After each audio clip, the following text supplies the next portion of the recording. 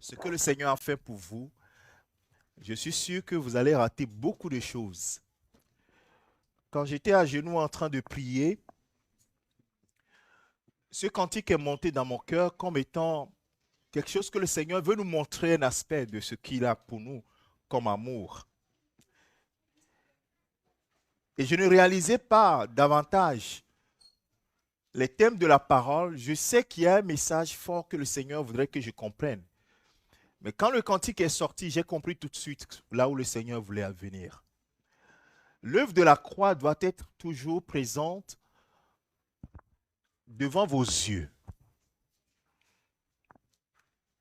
Le jour où vous perdez de vue cela, vous allez faire de graves erreurs dans votre vie.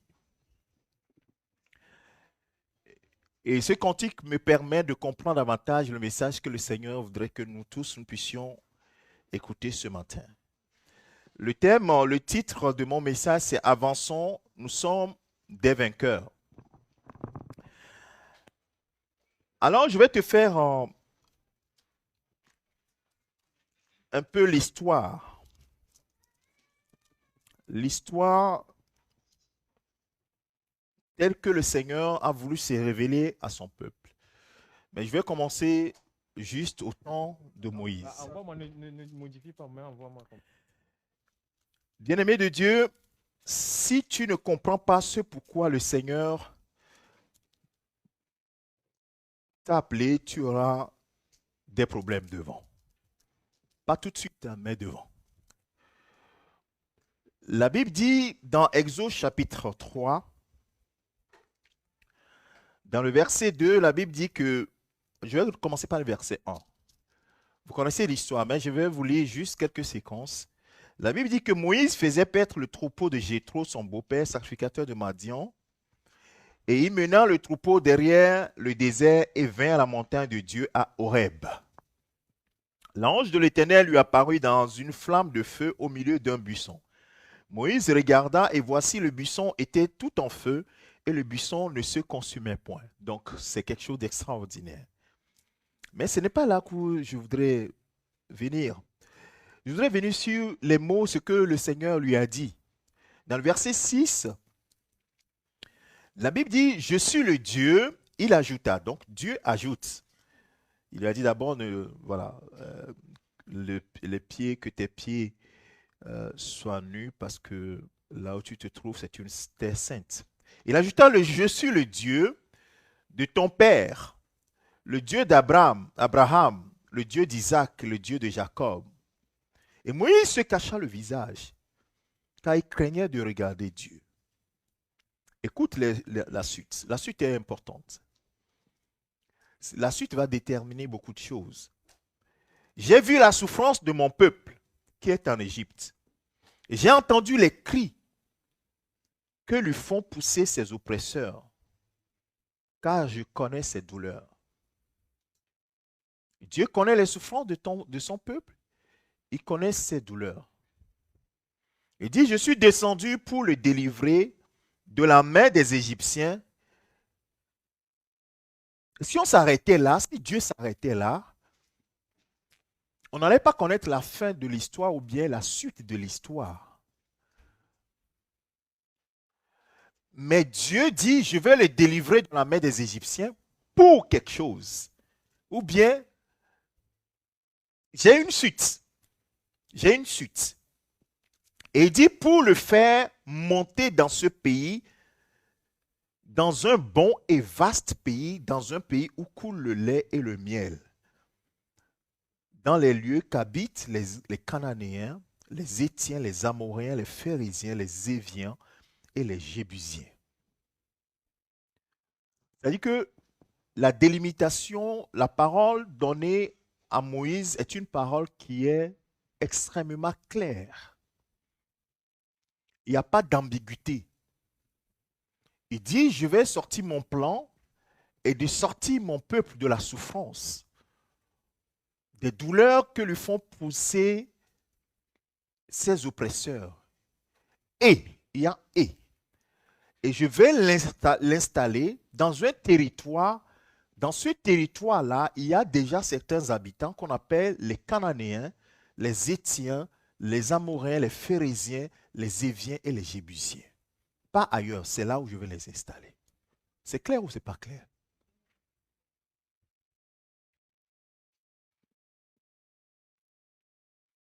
Mais si c'est clair, si la parole de Dieu est claire, donc normalement, on ne devait plus se poser des questions. Est-ce que Dieu fera ce qu'il a dit? Dieu fera-t-il ce qu'il a dit?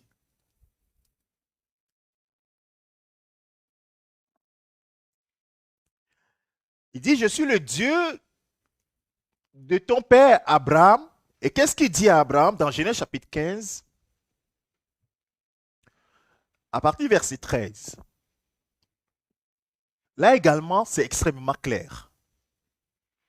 Et l'Éternel dit à Abraham, sache que tes descendants seront étrangers dans un pays qui ne sera point à eux. Ils y seront asservis, ils seront des esclaves. Et on les opprimera pendant 400 ans. Quelle précision! 400 ans. Mais je jugerai la nation à laquelle ils seront asservis. Et ils sortiront ensuite avec de grandes richesses. Toi, tu iras en paix vers tes pères, tu seras enterré après une heureuse vieillesse. À la 4e génération, ils reviendront ici, car l'iniquité des Amoréens n'est pas encore à son comble. Et ensuite, verset 18, la Bible dit que l'Éternel va faire alliance avec Abraham. Il va faire alliance avec Abraham. Et qu'est-ce qu'il dit dans cette alliance? Verset 18. On peut nous afficher le... Voilà.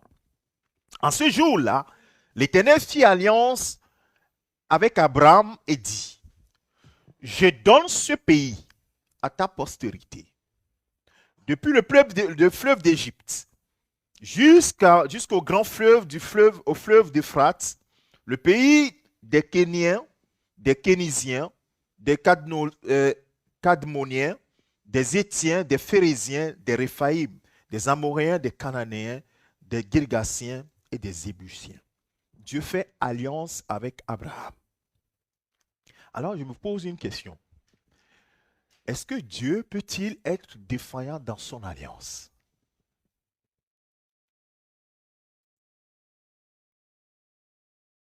Dieu peut-il être défaillant par rapport à son alliance? J'aimerais que chacun puisse répondre à lui-même. Hein. Je suis sûr que tu vas me dire non. Non, n'est-ce pas? Il n'y a pas de piège hein, dans ce que je demande. Non, Dieu ne peut pas défaillir. Vous êtes d'accord avec moi? N'oubliez pas ça.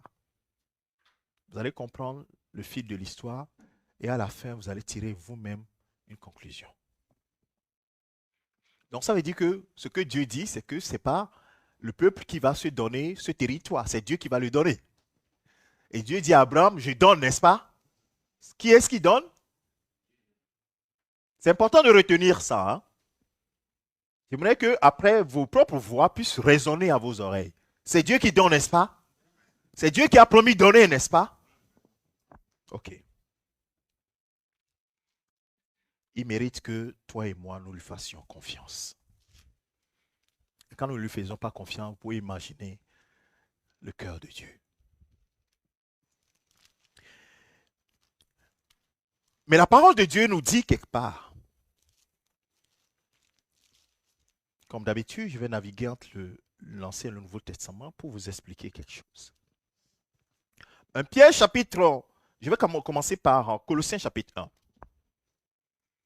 Colossiens chapitre 1. Je suis dans l'introduction. Hein. On va lire le verset 12 et le verset 13. Il dit, rendez grâce au Père qui vous a rendu capable d'avoir part à l'héritage des saints dans la lumière. Il nous a délivrés de la puissance des ténèbres et nous a transportés dans le royaume de son Fils. Qui l'a fait? Qui est-ce qui l'a fait? C'est Dieu qui l'a fait. Ce n'est pas toi et moi qui l'avons fait, c'est Dieu qui l'a fait. Il a délivré son peuple de la puissance, il nous a délivré de la puissance des ténèbres et nous a transportés. C'est Dieu qui l'a fait. L'apôtre Pierre dit quelque chose. 1 Pierre chapitre 5.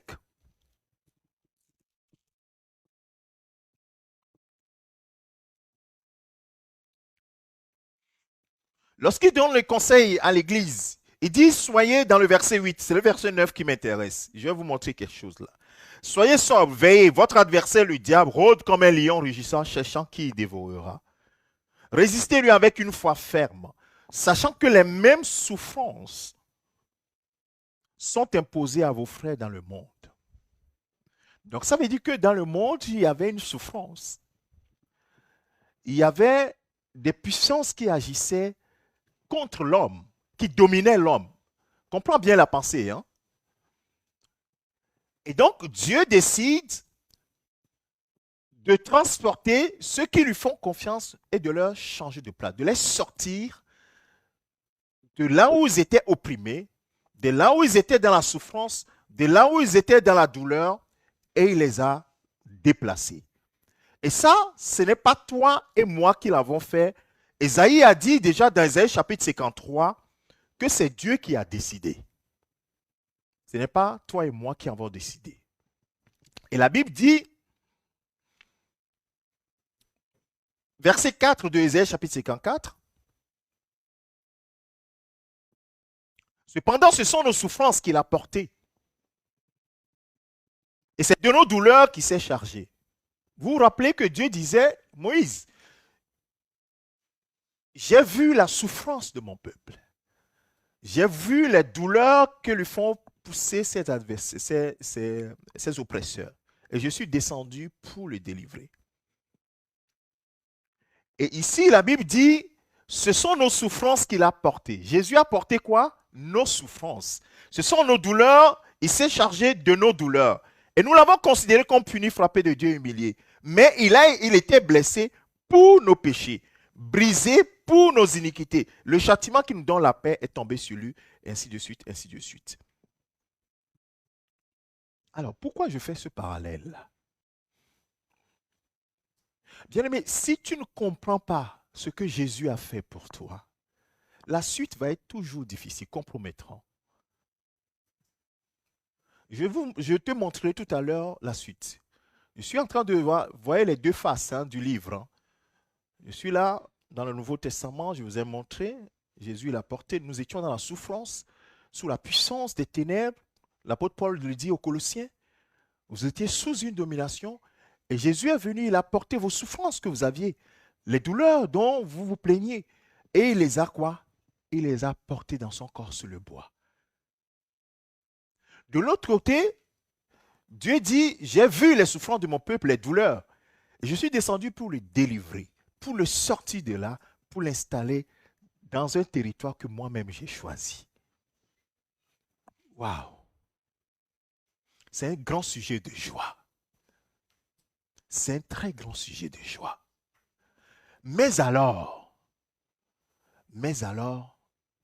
il va falloir continuer par marcher, prendre possession de ce que le Seigneur a donné.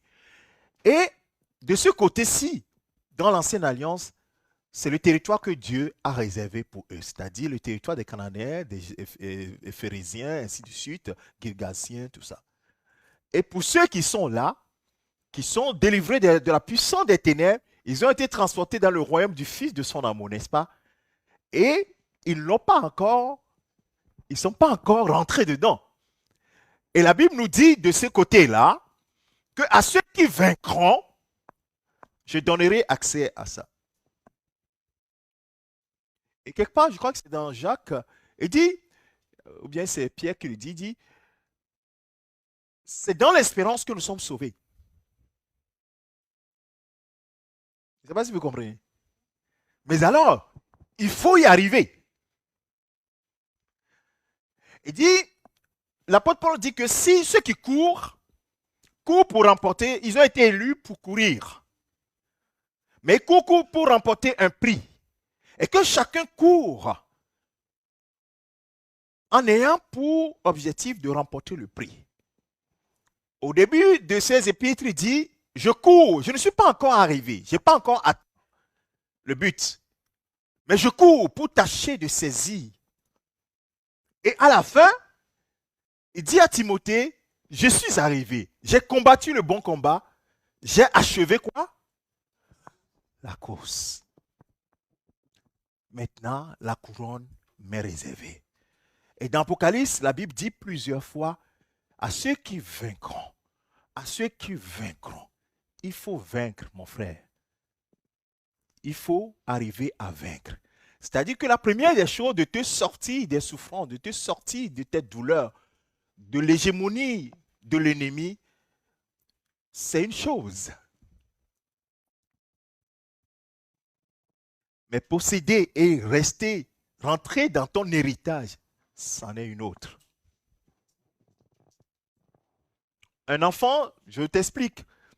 Je suis encore dans l'introduction. Je vais rentrer, tu vas comprendre le message à la fin. Parce que si je pose bien les bases, là, tu comprendras la suite. Un enfant dont le père a mis dans le testament et dit qu'il est héritier de tout ceci, tous ses biens. Il est encore enfant. Est-ce que ces biens-là lui seront donnés?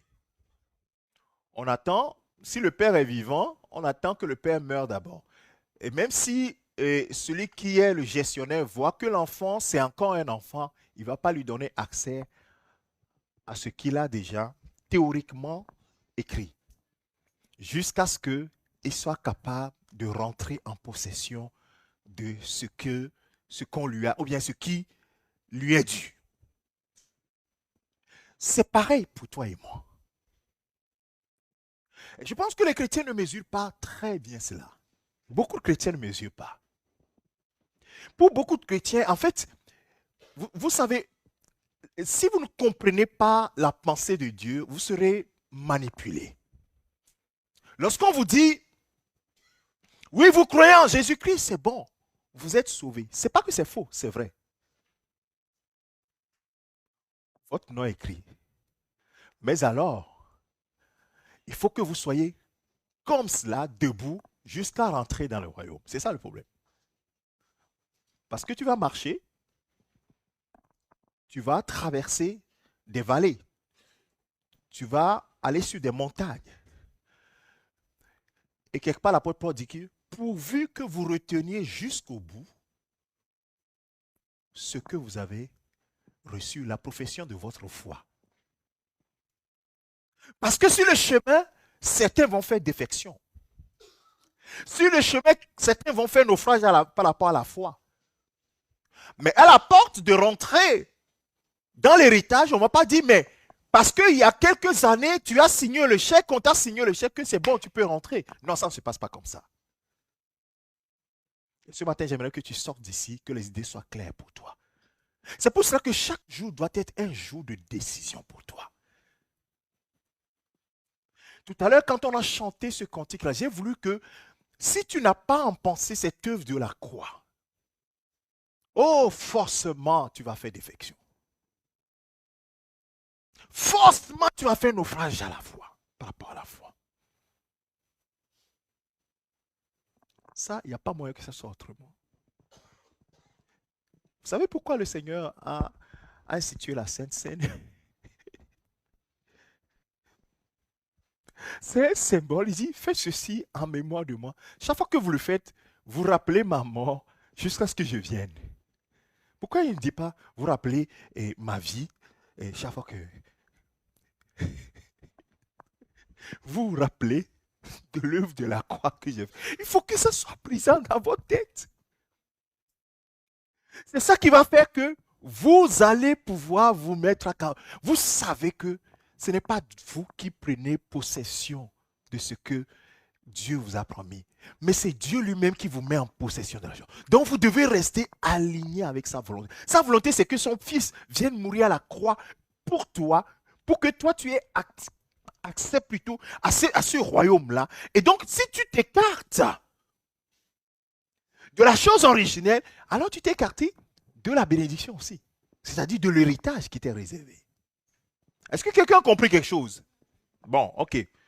Maintenant, j'ai fait l'introduction, je t'ai donné une vision générale du message que le Seigneur veut nous donner. Maintenant, nous allons arriver de façon spécifique et nous allons apprendre. Et la Bible nous dit que dans Hébreux chapitre 4, j'aime bien citer ce verset-là pour commencer à aller chercher les éléments nécessaires pour notre instruction. Il dit dans le verset, Hébreux chapitre 4, on va nous afficher le verset. Comment je vais faire? Je vais lire du verset 1. C'est le verset 6 qui m'intéresse, mais je vais lire à partir du verset 1. J'aime bien que les gens comprennent bien ce qu'ils lisent. La Bible dit, craignons.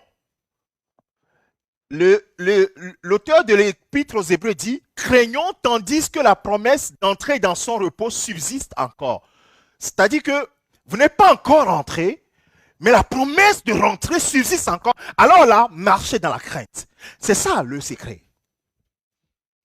Une fois que tu perds de vue cela, tu ne rentreras pas, frères et sœurs. C'est clair et net. Tu as pu confesser Jésus-Christ comme Seigneur, mais tu ne rentreras pas. Parce que ceux qui sont nés en Christ normalement sont ceux qui marchent dans la crainte. Ils sont censés marcher dans la crainte. Donc si tu ne marches pas dans la crainte, tu ne peux pas rentrer, c'est impossible. Bien, mais c'est la cohérence là. Les Écritures sont claires. On dit que c'est voilé pour ceux qui se perdent. Mais pour ceux qui sont sauvés, ça doit être clair pour toi.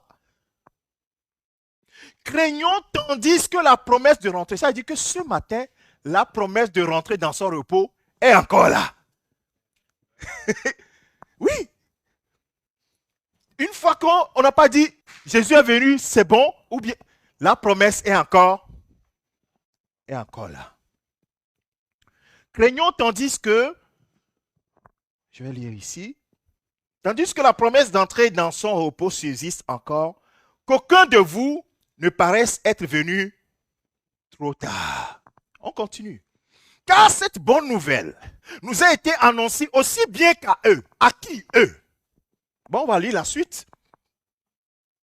Mais la parole qui leur fut annoncée ne leur servit de rien parce qu'elle ne trouva pas de la foi chez ceux qui l'entendirent. Vous avez ça dans un coin de votre tête. Pour nous qui avons cru, nous entrons dans le repos selon qu'il est dit, je jurai dans ma colère, ils n'entreront pas dans mon repos. Il dit cela quoique ses œuvres aient été achevées pendant la création du monde, car il a parlé quelque part ainsi du septième jour. Et Dieu se reposa de toutes ses œuvres le septième jour. Et ici encore, ils n'entreront pas dans mon repos. Or, verset 6, or, puisqu'il est encore réservé à quelques-uns d'y entrer, et que ceux à qui d'abord la promesse a été faite n'y sont pas entrés, à cause de leur désobéissance, Dieu fit de nouveau un autre jour. Aujourd'hui en disant, dans David, bien longtemps après, comme il est dit plus haut. Aujourd'hui, si vous entendez sa voix, n'endurcissez pas vos cœurs, car si Josué leur avait donné le repos, Dieu ne parlerait pas après cela d'un autre repos, un autre jour. Et cela, pourquoi il y a un autre repos? En réalité, l'achèvement, j'ai dit que c'est comme un livre à 2 pages, c'est la nouvelle alliance. C'est ça que Dieu visait quand il était en train de parler avec les gens dans l'Ancien Testament. Alors, bien-aimé de Dieu, il dit, car si Josué leur avait donné le repos, Dieu ne leur parlerait pas après cela d'un autre jour. Car je saute le verset 10, je lis le verset 10, car celui qui entre dans le repos de Dieu se repose de ses œuvres, comme Dieu s'est reposé des siens. Empressons-nous donc d'entrer dans ce repos afin que personne ne tombe en donnant le même exemple de désobéissance. Le même exemple de désobéissance. Alors, je vais m'attarder sur ça. Il dit, les anciens, ils ont donné un exemple de désobéissance. Et l'exemple est donné pour qui? Pour ceux qui viennent, c'est-à-dire pour nous. Pour que nous n'ayons pas la même attitude qu'ils ont eue. C'est pourquoi il dit dans le verset 6, la promesse a été faite, ils n'y sont pas entrés à cause de leur désobéissance. Donc ça veut dire qu'en réalité, la promesse leur a été faite, mais ils ne sont pas entrés à cause de la désobéissance. Ok, toi et moi, ça veut dire que si la promesse nous a été faite, c'est-à-dire que nous avons reçu Jésus-Christ, la Bible dit que nous sommes sauvés. Et si nous marchons dans la désobéissance, ce qui va se passer, c'est qu'à un moment donné, ça va être compliqué. C'est pourquoi je dis, si vous ne gardez pas les œuvres, en fait, l'œuvre de la croix, vous allez perdre de vue l'objectif que Dieu a eu en tête quand il a envoyé son Fils. Et si vous perdez de vue cet objectif-là, alors vous ne pouvez pas marcher dans la crainte de Dieu. Et si vous ne marchez pas dans la crainte de Dieu, vous allez avoir des problèmes avec Dieu.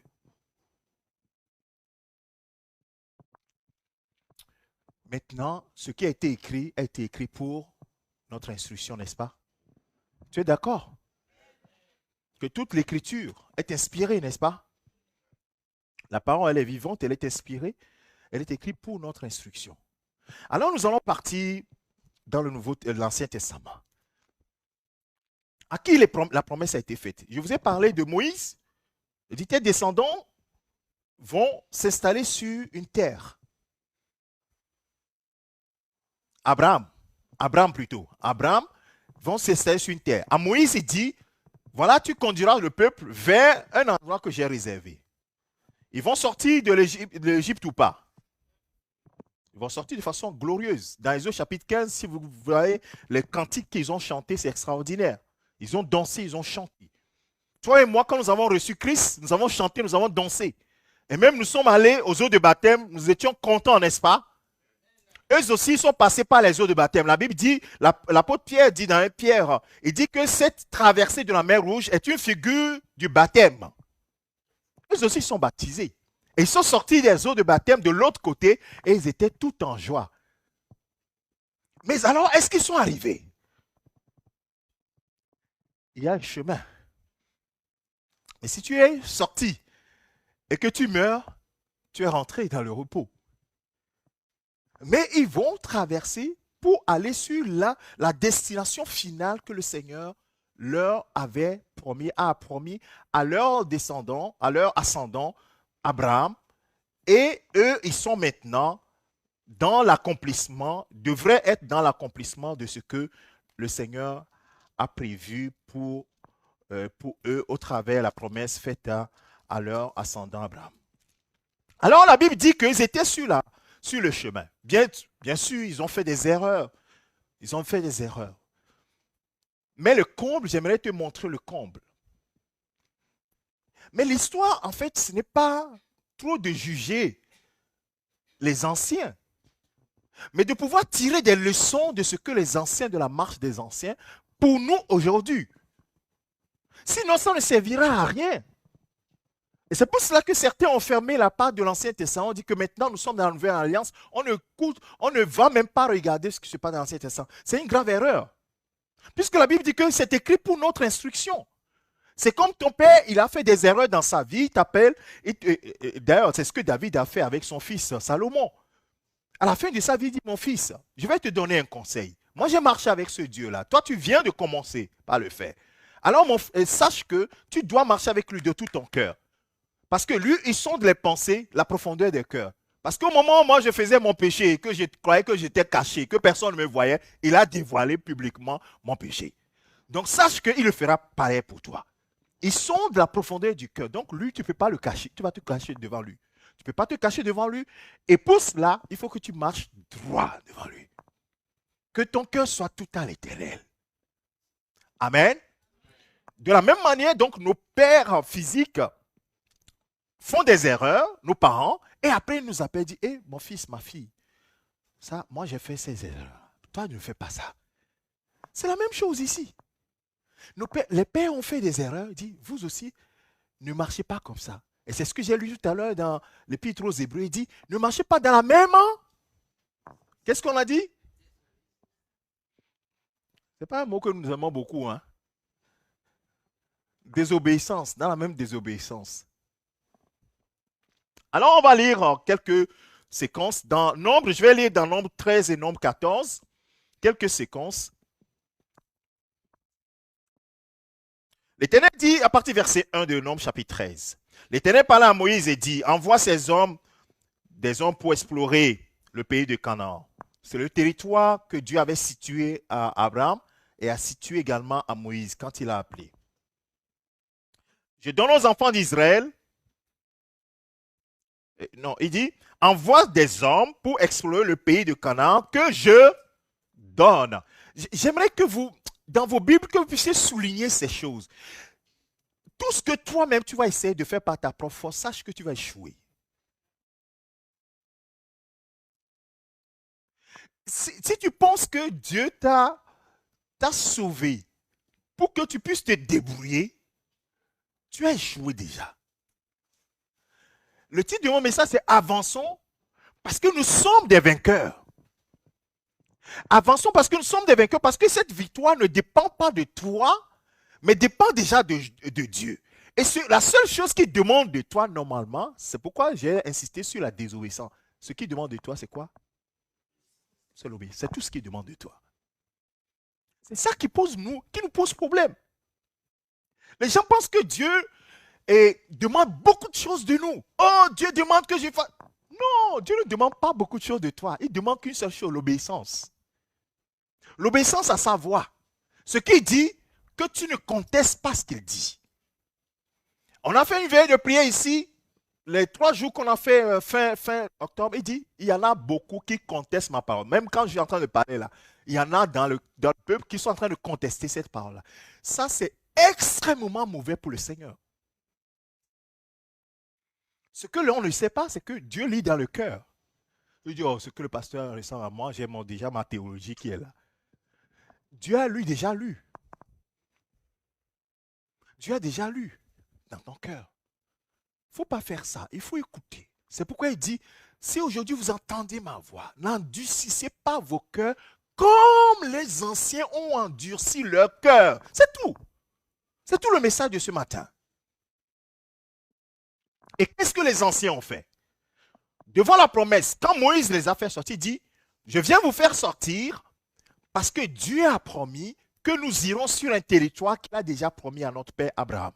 Vous êtes d'accord avec moi? Il leur a bien expliqué. Parce qu'ils ont pris le chemin pour y aller. S'il n'y avait pas cette promesse-là, s'ils n'avaient pas expliqué, ils ne prendraient pas un chemin. Vous comprenez ce que je veux dire? Et là, la Bible dit qu'ils sont arrivés à un niveau où Dieu dit, envoie des espions. Dans Deutéronome, on dit, et Moïse dit, vous êtes approché de moi, vous avez demandé à ce que j'envoie des espions. Peu importe. Mais est-il que les espions seront envoyés pour aller explorer le pays? Mais en réalité, ils étaient très proches. Le verset 26 dit, à leur arrivée, ils se rendirent auprès de Moïse, c'est-à-dire qu'ils sont allés. Ils sont allés, ils ont choisi donc une personne de chaque tribu, un chef de chaque tribu, pour monter. Et le verset dit, Moïse les envoya pour explorer le pays de Canaan. Il leur dit, montez ici par le midi et vous monterez sur la montagne, ainsi et ainsi de suite. Parce que après, vous allez lire l'histoire de façon complète. La Bible dit qu'ils sont allés. Ils sont de retour. Et normalement, là où ils étaient arrivés, qu'on appelle Kades Barnea, ils voyaient de loin le pays. Ça veut dire qu'ils sont déjà arrivés. Ils voyaient de loin le pays. La promesse a été faite à leur père. Et Dieu a dit à Abraham clairement, je leur donne, je donnerai à ta descendance. À Moïse, il dit, tu vas faire sortir le peuple, je serai avec toi et c'est moi qui leur donne ce que j'ai promis à leur père. Donc ça veut dire qu'à cet instant où ils sont là, ils doivent avoir quelle pensée, quelle parole dans le cœur. Que ce que Dieu a promis, nous sommes prêts de l'avoir, Dieu va nous le donner. Vous êtes d'accord avec moi ou pas? Ce n'est pas une autre parole qui doit être dans leur cœur. C'est-à-dire que la parole transmise à Abraham, Abraham a transmis à Isaac, Isaac a transmis à Jacob, Jacob a transmis aux 12 tribus. Et cette parole est allée, ils ont oublié entre-temps, parce que 4 siècles sont passés en Égypte. Et Moïse, Dieu rappelle à Moïse. Moïse arrive en Égypte, il leur transmet les mêmes paroles.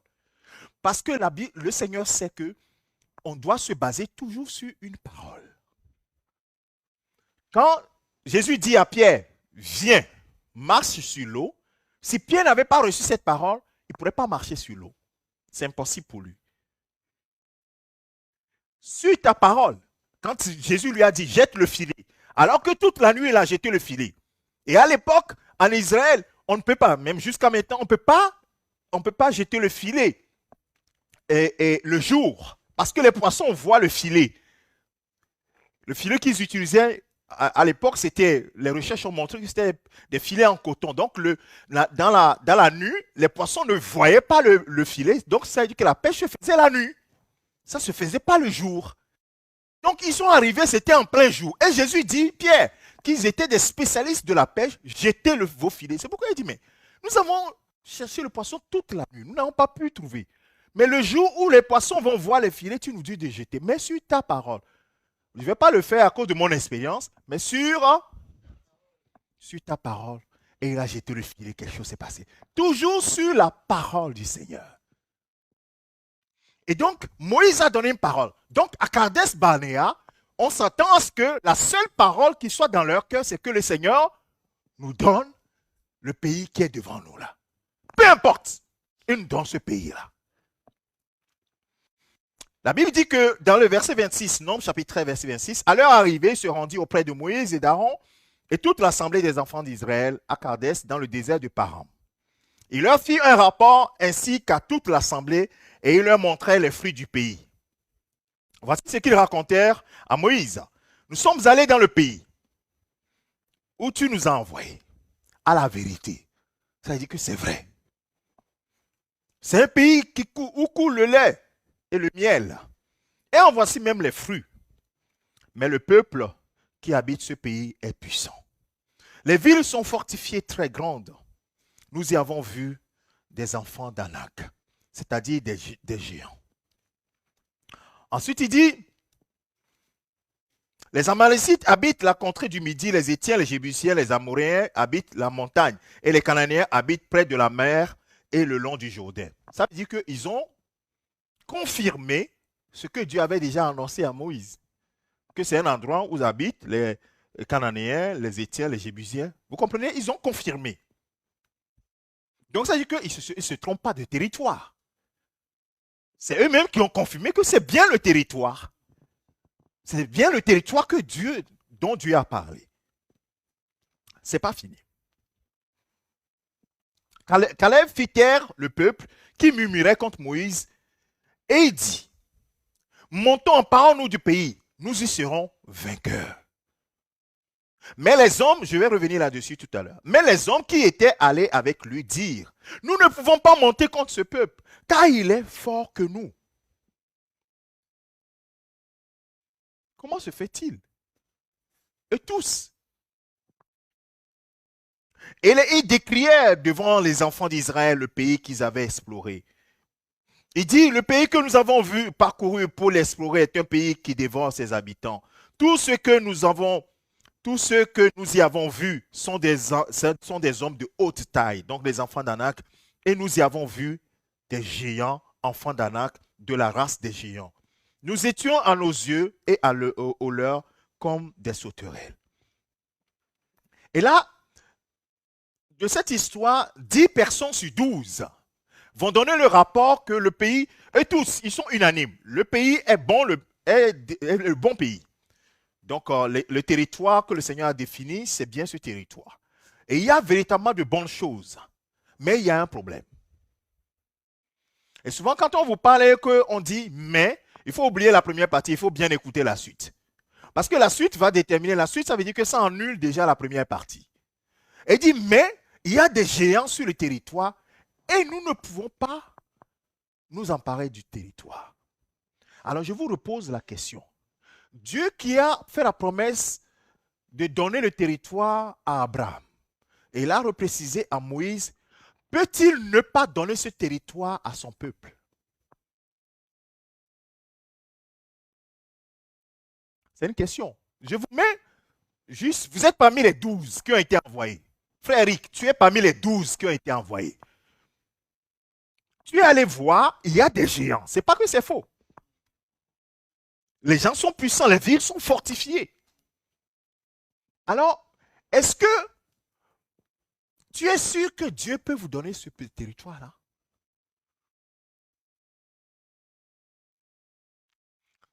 C'est là où vous allez voir que la démarcation va se faire. Et c'est la même chose qui se passe aujourd'hui dans le peuple de Dieu. Le peuple de Dieu est toujours divisé en deux.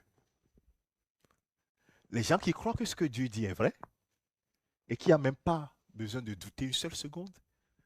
Et ceux qui voient toujours que Dieu l'a dit, mais il y a quelque chose. Il y a toujours ces deux catégories dans l'Église. Tel que vous êtes là, il y a ces deux catégories-là. Je ne sais pas lequel dans lequel vous êtes, mais au moins vous êtes dans l'une des deux catégories, assurément. Bien aimé, la catégorie est importante.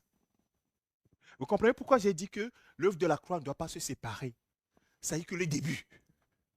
Le début, il ne faut pas oublier le début. Il ne faut jamais oublier la parole qu'on a reçue au début. Dès qu'on oublie, c'est fini. On va commencer par se donner toutes sortes d'imaginations.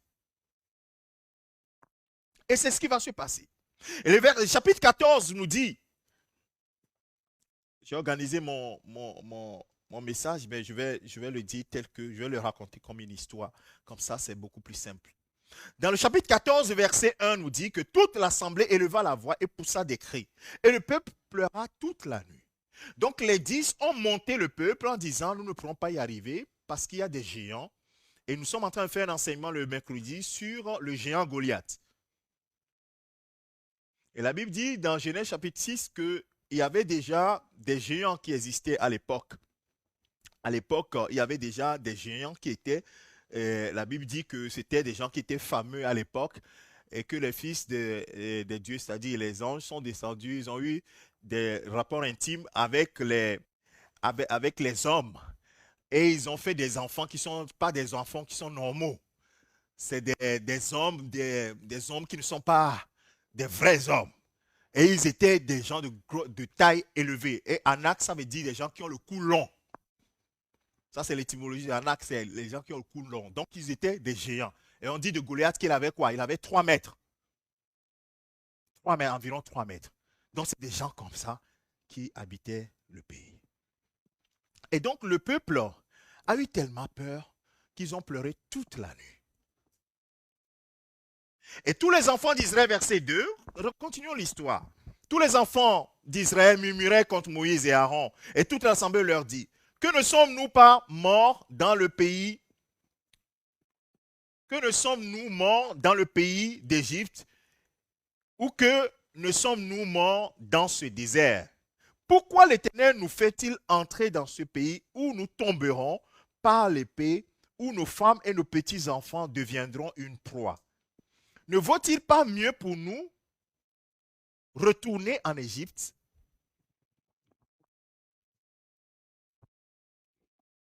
Ils ont oublié la parole.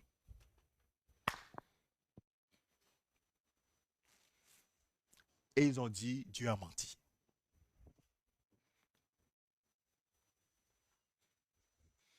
Ceux qui sont derrière, est-ce que Dieu peut mentir? Vous qui êtes là, Dieu ne peut pas mentir. Vous êtes sûr de ça? Donc Dieu ne peut pas mentir, hein? Mais pourquoi est-ce que nous faisons comme si Dieu peut mentir? Là, cette attitude-là, ça veut dire quoi? Vous voyez qu'ils ne disent pas, hein? Ils ne disent pas que Dieu ment. Est-ce qu'ils ont dit quelque part que Dieu a menti? Mais ils sont factuels. Ils disent, mais nous ne pourrons pas prendre ce pays-là et c'est mieux pour nous de faire quoi? De rebrousser chemin et d'aller en Égypte. Bien aimé, nous ne savons pas que ce que nous disons dans le secret de nos vies, sur notre lit, dans notre chambre, Dieu l'écoute. Hein? À chaque fois que Dieu t'a dit quelque chose et que toi tu trouves toujours un mais, là tu dis que Dieu a menti.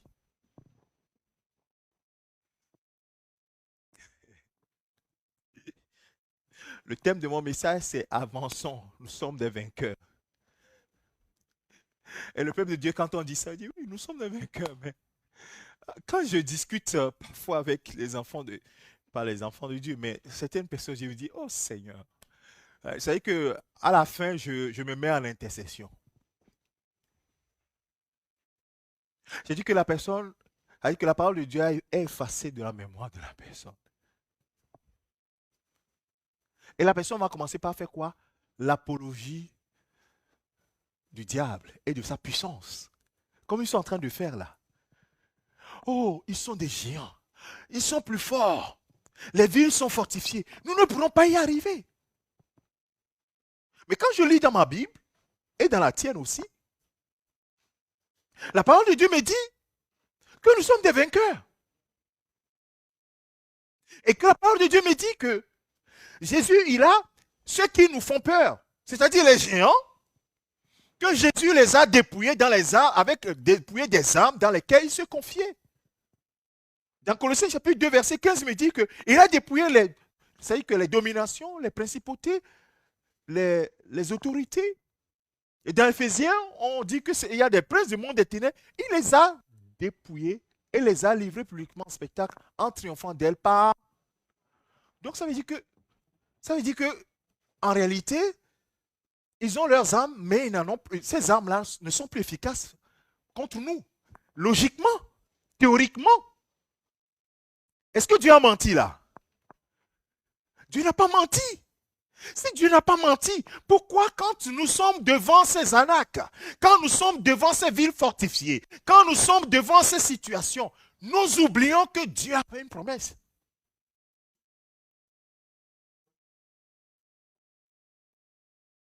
À partir de ce matin, quand tu vas partir chez toi, à chaque fois que tu vas dire « mais », il faut que tu te rappelles que tu dis que Dieu a menti.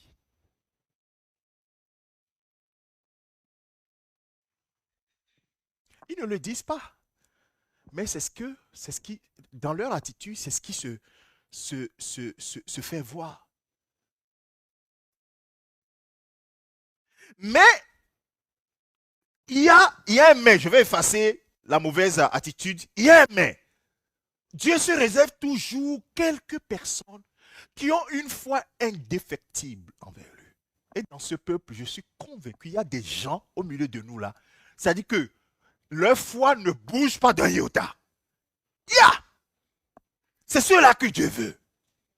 Puisse le peuple de Dieu être formé des soldats dont la foi est une foi inébranlable. C'est ce peuple-là que Dieu veut. Quand il dit dans 1 Jean chapitre 5, 1 Jean chapitre 5, verset 4 et 5, que tous qui sont nés de Dieu triomphent du monde, en réalité, ils voient les vainqueurs. Et quand Pierre dit que nous sommes, dans 1 Pierre chapitre 2, verset 9, il dit que nous sommes une race élue, un sacerdoce royal, un peuple acquis pour Dieu. C'est que vous êtes doté de quelque chose d'extraordinaire. Dieu est avec vous. Et c'est ce que les autres, et Caleb et Josué vont dire. La Bible dit, verset 6, Nombre chapitre 14. Et parmi ceux qui avaient exploré le pays, Josué, fils de Noun, et Caleb, fils de Yefouné, déchiraient leurs vêtements et parlaient ainsi à toute l'assemblée et les enfants d'Israël. Le pays que nous avons parcouru pour l'explorer est un pays très bon et excellent. Alors écoutez bien la parole des hommes de foi. Verset 8. Si l'Éternel nous est favorable, il nous mènera dans ce pays et nous le donnera. C'est un pays où coule le lait et le miel. Seulement ne soyez point rebelles contre l'Éternel et ne craignez point les gens de ce pays, car ils nous serviront de pâture. Ils n'ont plus d'ombrage pour les couvrir. L'Éternel est avec nous. Nous ne les craignez point. Amen. Ça, c'est la parole de foi, ça. C'est pourquoi quand les chrétiens commencent par parler de la crise économique, c'est bien, c'est pas que c'est mauvais, hein? Mais il ne faut pas oublier qui tu es. Alors, quelqu'un n'a pas compris ce que j'ai dit. Vous voyez, quand on prend ces genres de messages, il y a certains qui disent, oh, ça c'est de l'orgueil. C'est mépriser la réalité. Oh bien, mais on ne parle pas de la réalité. Si on parlait de la réalité, pourquoi toi et moi nous sommes ici alors? Nous n'avons pas besoin d'être ici. Si tu es ici, c'est que tu sais que quelqu'un est au-dessus de la réalité. Vous êtes d'accord avec moi? Si tu es ici, assurément, tu sais que quelqu'un est au-dessus de la réalité. Et les Écritures démontrent qu'il y a quelqu'un qui est au-dessus des réalités. La preuve, c'est que eux-mêmes, là, devant la réalité de la mer Rouge, ils ont vu quelqu'un qui est au-dessus, non? Il a ouvert la mer en deux. Ils n'ont jamais vu ça. Et même avant d'arriver là, ils avaient eu soif. L'eau est sortie de quoi? Un rocher. On a tapé le rocher, l'eau est sortie. Quand ils avaient faim, Dieu a fait quoi? Et même ils ont rigolé. Quand Moïse a dit, Dieu va vous donner à manger, ils ont rigolé. Dieu peut-il dresser une table dans ce désert pour les gens? Dieu leur a donné à manger. Tout ça là, ils ont vécu avant d'arriver là. Ce pas des gens qui sont naïfs de rien du tout. De la même manière, toi et moi, Dieu a fait des choses, nous avons même témoigné. Nous, ma femme et moi, on fait un constat. On a fait un constat, en tout cas durant les années que nous sommes en train de vivre dans le ministère. Les jours où les gens ont fait comment est-ce qu'on dit? Des gros témoignages. Si tu ne tiens pas, parce que l'ennemi a dit, ah bon, tu vas faire le témoignage, je vais te secouer un peu. Quand la personne est secouée, ce sont des gens qui disent, mais on ne les voit même plus. On dit, mais la personne qui a témoigné la dernière fois là, elle dit, oh, je suis fatigué un peu là. Tu vois, donc il y a un autre défi devant, n'est-ce pas? Et ce défi l'a mis par terre, complètement par terre. On a vu des gens comme ça. Donc ça veut dire que ce n'est pas les miracles. Bien aimé, ne t'appuie pas sur les miracles. Parce que les miracles sont éphémères. C'est pourquoi je disais tout à l'heure en début que vos yeux soient sur l'œuvre de la croix. C'est que tout le reste là, c'est éphémère. Si tu t'appuies sur ça, ça va partir. Sur quoi vas-tu baser ta foi? Tu te bases sur... C'est pourquoi je vous ai posé la question en début. J'ai dit, est-ce que Dieu ment? Vous m'avez dit non. Dieu ne ment pas.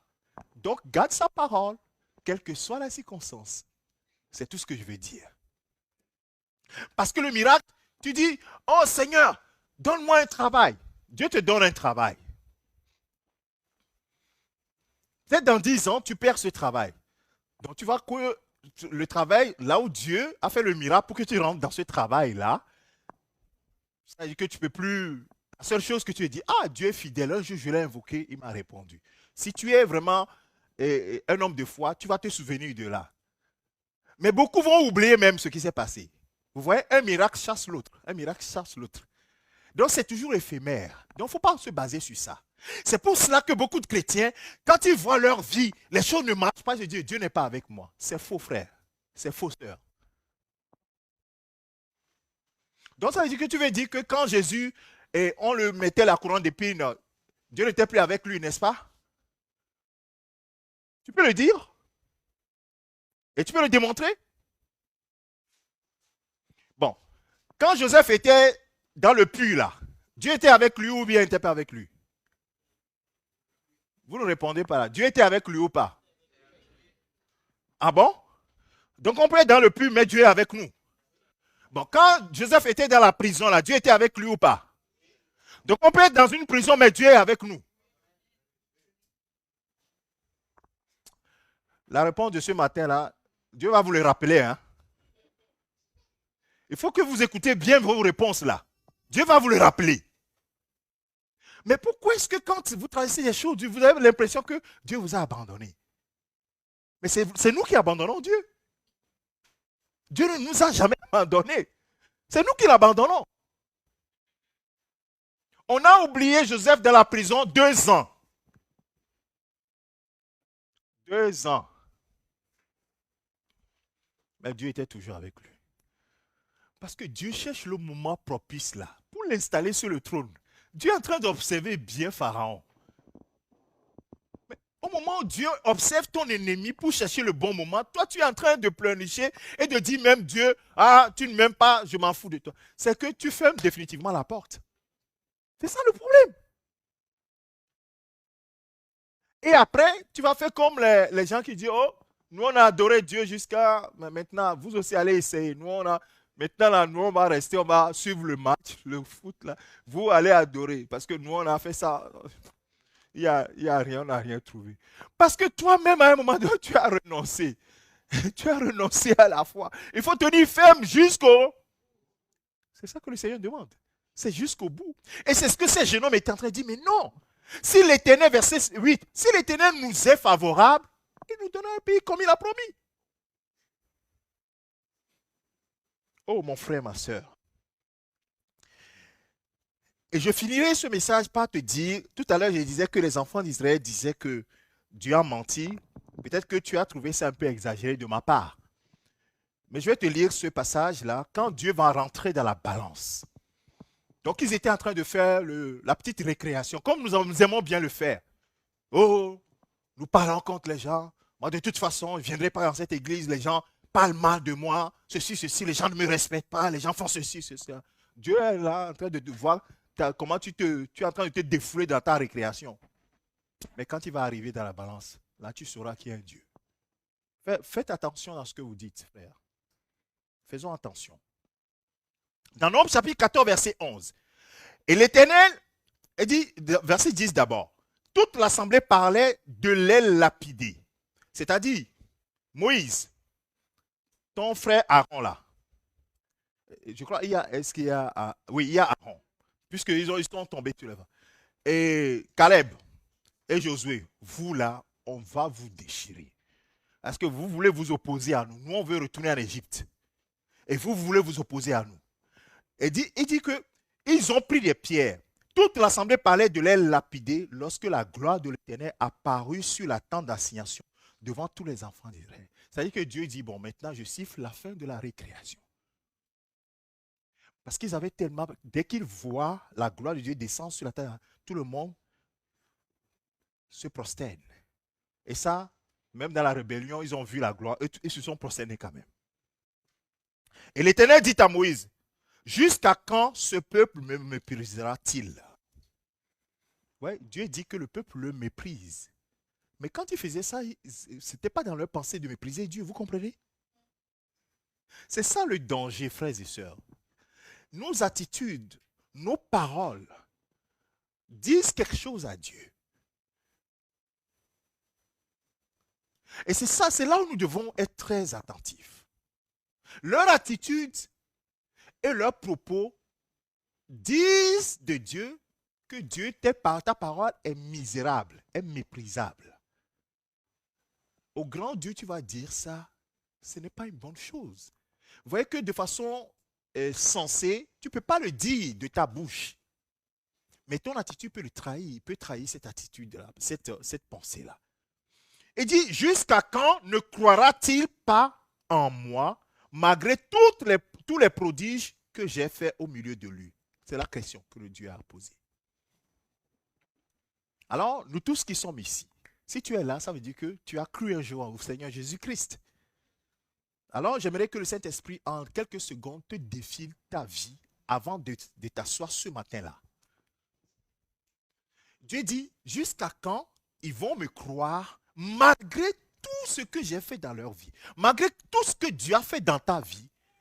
Dieu dit, mais pourquoi tu ne me crois pas? Pourquoi tu doutes de moi? Est-ce qu'on doit douter de moi? Mais quand nous adorons, nous ne disons pas ça. Nous disons, Dieu, tu es digne de confiance, n'est-ce pas? Mais dans notre attitude de tous les jours, parfois, ce n'est pas ça que nous disons. Je suis sûr que beaucoup d'entre vous ici, d'entre nous, traversent des moments difficiles où on se dit, mais devant cette montagne, comment je vais m'en sortir? C'est la même chose que eux aussi sont en train d'affronter, mais différemment. Devant les géants qui étaient devant, quelle attitude tu as? Devant les situations, les territoires qu'on ne peut pas conquérir facilement, quelle est ton attitude? Est-ce que ton attitude, c'est Seigneur, si tu m'es favorable, je vais me rendre possession de ce que tu m'as promis. Mais alors, il faut que Dieu te promette la chose. Il y a des gens qui prient, qui jeûnent pour prendre la forme d'autrui. Ça, Dieu n'est pas dans ces choses-là. Il dit, on a prophétisé un jour que... Et au moment de la prophétie, l'homme est déjà marié. On dit, on a prophétisé que c'est mon mari. Donc il est en train de prier, de jeûner, que Dieu sépare l'homme et sa femme là, pour le lui donner. Et les gens osent, hein? Non, c'est pas sérieux ça. Il ne faut pas rentrer dans ces jeux-là. Dieu n'a jamais donné ces prophéties-là. Il ne donnera pas ces prophéties. Dieu n'est pas un Dieu de désordre. Il faut le comprendre. Alors, bien aimé, Dieu va être complètement troublé. Est-ce que Dieu est troublé? Il va être dépassé. Et il dit, verset 12, je le frapperai par la peste et je le détruirai. Mais je ferai de toi une nation plus grande et plus puissante que lui. C'est que Dieu dit, mais je vais le détruire, ce peuple. Ce n'est pas possible. Il ne peut plus subsister devant moi. La semaine dernière, avec mon épouse, on discutait et on dit, je ne sais pas si c'était hier, on dit, ah, aujourd'hui, là, Dieu a changé. Hein. En fait, il n'a pas changé, hein, c'est le sang de Jésus. C'est pourquoi je disais que l'œuvre de la croix, là, si tu oublies ça, tu fais la pire des choses. Les pires des Hébreux, comment, de quel pire châtiment imaginez-vous que serait digne celui qui aura foulé aux pieds le sang de Jésus? Si ce n'était le sang de Jésus. Mais Dieu dit, je vais détruire le peuple. Moïse a dû s'interposer. Moïse l'intercesseur. Moïse s'interpose. Il supplie Dieu. Il dit, non Dieu, regarde, les Égyptiens, tu nous as délivrés de leurs mains. Si tu nous détruis maintenant, ils vont dire, ben oui, Dieu les a fait sortir d'Égypte pour aller les détruire. Et Dieu a trouvé, il dit, ah, oui, tu as raison. Alors, je ne vais pas les détruire. Mais je ne vais pas laisser impuni ce péché. Et le verset 20, l'Éternel dit, tu vas lire après, hein, l'Éternel dit, je pardonne comme tu l'as demandé, mais je suis vivant. Et la gloire de l'Éternel remplira toute la terre. Tous ceux qui ont vu ma gloire et les prodiges que j'ai fait en Égypte et dans le désert, qui m'ont tenté déjà 10 fois. Et ça veut dire que ce n'est pas la première fois, la 10e fois qu'ils sont en train de dire, Dieu, tu es un menteur. C'est-à-dire que Dieu, vous voyez la patience de Dieu, ce n'est pas la première fois, hein? 10e fois. Donc, la patience, nous les hommes, on dit que la patience a des limites. Bon, avec Jésus, la patience, Dieu est toujours patient. Oh, gloire à Jésus, alléluia. C'est pourquoi quand tu te réveilles, là, tu dis, oh, merci pour la croix. Parce que la patience de Dieu est encore là. C'est vrai, hein? Il dit, quand tu tombes, tu te relèves, il te reprend. Mais là, il n'y avait pas encore le sang de Jésus. Dieu dit, non, ça là, je ne vais pas tolérer. Il dit, c'est la 10e fois qu'ils n'ont pas écouté ma voix. Tous ceux-là ne verront point le pays que j'ai juré à leur père de leur donner. Tous ceux qui m'ont méprisé ne le verront point. Bien-aimé, le mépris de la parole de Dieu. La parole de Dieu, bien-aimé, ça peut être difficile pour nous d'obéir. Mais n'adultérons pas la parole de Dieu. Demandons simplement, Seigneur, aide-moi à obéir. Dieu ne veut pas autre chose de nous que l'obéissance. Mais quand tu dis, oh, Dieu a dit ça, mais c'est comme tu dis que Dieu est menteur. Il faut que tu comprennes ça. Verset 24. Et parce que mon serviteur Caleb a été animé d'un autre esprit. Et ce matin, j'aimerais que nous soyons animés d'un autre esprit. Personne n'a dit Amen. Hein? Un autre esprit, c'est-à-dire qu'un autre état d'esprit. On ne dit pas, c'est un autre état d'esprit. Je ne sais pas si vous comprenez ce que je dis. C'est-à-dire que Caleb et Josué sont animés d'un autre état d'esprit. C'est-à-dire qu'ils ont compris que Dieu ne peut pas mentir et ils ont confiance. Un point très, peu importe la situation. C'est l'état d'esprit que Dieu veut que nous ayons. Est-ce que c'est ton état d'esprit? Que quelle que soit la tempête, je vais arriver de l'autre côté.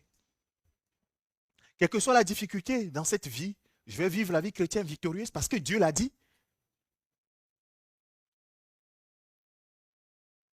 Oui, parce que Dieu l'a dit, je le ferai. Parce que Dieu l'a dit, je peux vivre. Mais ce n'est pas comme ça que nous raisonnons. Et pourtant, c'est ce que le Seigneur veut de toi et moi. Il dit, est-ce que tu peux marcher dans la sanctification? Les gens disent, oh, dans la sanctification, c'est pour le passé. Non, si Dieu l'a dit, c'est que c'est possible. Il y a des géants sur le territoire. Il y a des oppositions qui vont venir. Il y a la tentation qui va venir. Mais Dieu sera là pour te sortir de la tentation. Pour te rendre vainqueur de la tentation. Vous voyez? À chaque élément que tu vas pointer du doigt comme obstacle, Dieu a toujours la réponse. Les gens, ils étaient des géants, mais Dieu a promis de donner et il le fait. Et il va le faire toujours parce que ce Dieu est un Dieu fidèle. Si vous êtes infidèle, moi je demeure fidèle. Et ça, c'est toujours la réaction de Dieu depuis le temps jusqu'à maintenant. Alors, peuple de Dieu, ton état d'esprit doit être différent. Dans Hébreux chapitre 12, verset 1 au verset 2, nous dit, nous donc aussi, puisque nous sommes environnés de si grands nuées de témoins, c'est-à-dire des gens comme Josué et Caleb, qui sont animés d'un autre esprit, qui ont eu confiance en Dieu et qui ont déclaré que ce que Dieu a dit est vrai et que si le Seigneur nous est favorable, nous prendrons le pays. Il dit, avançons, nous serons vainqueurs. Alors ce matin à l'église, avançons. Le monde va mal. Les ténèbres couvrent la terre. Mais avançons. Nous sommes des vainqueurs. Parce que le Seigneur a déclaré que nous sommes des vainqueurs. Ayons cet état d'esprit de vainqueur. Nous sommes des soldats. Et le soldat, ce matin, je fais la mission du capitaine qui est en train de motiver ses troupes. Et dit, nous avons toutes les armes pour gagner cette guerre-là. Alléluia. Nous avons toutes les armes pour gagner cette guerre-là sur la terre. Non pas parce que c'est à cause de nos forces, mais parce que Dieu a dit, nous sommes des vainqueurs. Alléluia. Et c'est cet état d'esprit que vous devez cultiver. Alléluia. C'est cet état d'esprit que vous devez cultiver. Quand vous dites, oh, mon foyer ne va jamais marcher. Ma vie ne va jamais marcher. Tu confesses quoi? Bien-aimé, fais attention à ce que nous disons. Et quand tu dis ça, tu es un enfant de Dieu, tu es en train de dire, Dieu, tu es menteur. Il faut le savoir ce matin. J'ai dit que quand vous devez sortir d'ici, là, il faut que vous le sachiez. Quand ça va sortir de ta bouche, il faut que le Saint-Esprit te rappelle que tu es en train de dire que Dieu est menteur. Comme ça, tu arrêtes. Il faut confesser la parole de Dieu. Confesser ce que Dieu a fait et ce que Dieu a promis de faire. Il dit, votre vie sera une vie différente. Parce que je vous ai donné le pouvoir de devenir enfant de Dieu. Vous êtes des héritiers de Dieu, co-héritiers avec Christ. Et non pas parce que vous ferez quelque chose, mais parce que vous avez foi en moi, je vous rends vainqueur. Toutes les situations. Et les anciens ont vaincu. L'enseignement que nous faisons le mercredi dit que les femmes, les gens même ont fait fuir des armées entières à cause de leur ténacité dans la foi, à cause de leur fermeté dans la foi. Hébreux 12, 1, 2 dit, nous donc aussi, puisque nous sommes environnés d'une si grande nuée de témoins, rejetons tout fardeau et le péché qui nous enveloppe si facilement. Et faisons quoi? Avançons avec persévérance. On peut nous l'afficher? Hébreux chapitre 12, verset 1, 2. Rejetons tout fardeau, frère. Rejetons le fardeau des péchés et le péché qui nous enveloppe si facilement. Et courons avec persévérance. Avançons. Nous serons vainqueurs. Nous sommes des vainqueurs. Avançons, avance dans ta vie chrétienne. Ne recule pas. Regarde ta vie chrétienne. Hier ou aujourd'hui, tu es toujours à la même place. Parfois, tu recules même. Avance, frère. Avance, ma soeur. Avance avec persévérance dans la carrière qui nous est ouverte. Avançons, courons avec persévérance dans la carrière qui nous est ouverte. Ayant les regards sur qui? Jésus, le chef et le consommateur de la foi, qui en vue de la joie qui lui était réservée a souffert la croix, méprisé l'ignominie et s'est assis à la droite du trône de Dieu. Il a dit, quand il finissait de donner les recommandations, je finirai par là, aux autres églises, aux 7 églises de l'Asie, il va déclarer une parole qui va être ma parole de conclusion ce matin. Il dit, voici, je me tiens à la porte et je frappe. Si quelqu'un entend ma voix et ouvre la porte, j'entrerai chez lui, je souperai avec lui et lui avec moi. Souvent, on donne cette parole aux gens qui ne sont pas convertis. On dit, bon, la parole que je viens de te prêcher là, ouvre ton cœur et Jésus rentrera. C'est pour l'église, hein, frère. C'est pour l'église. L'église a rejeté Christ. L'église a mis Jésus dehors. Quand tu as mis la parole de Dieu dehors dans ton cœur, tu penses que Jésus, lui, il est là, la parole est dehors. Jésus, il est la parole. Dieu dit quelque chose et toi, tu dis le contraire. Ça veut dire que tu as mis Jésus dehors. Et dis ce matin, je suis en train de parler, ouvre ton cœur, que je revienne. Si tu ouvres, je reviendrai. Je souperai avec toi et toi avec moi, la communion sera là. Alors il dit, et je finis par là, verset 21, celui qui vaincra, je le ferai asseoir avec moi sur mon trône. Comme moi j'ai vaincu et je me suis assis avec mon Père sur son trône. Jésus a vaincu, toi aussi tu es vainqueur. Mais il faut que tu persévères dans la foi. À celui qui vaincra, donc il a mis au futur. Ça veut dire que oui, théoriquement, c'est acquis. Mais il faut que tu persévères jusqu'au bout. À celui qui vaincra, je lui donnerai quoi? Je lui ferai s'asseoir sur mon trône, comme moi j'ai vaincu et je me suis assis sur le trône de mon Père, avec mon Père sur son trône. Amen. Jésus.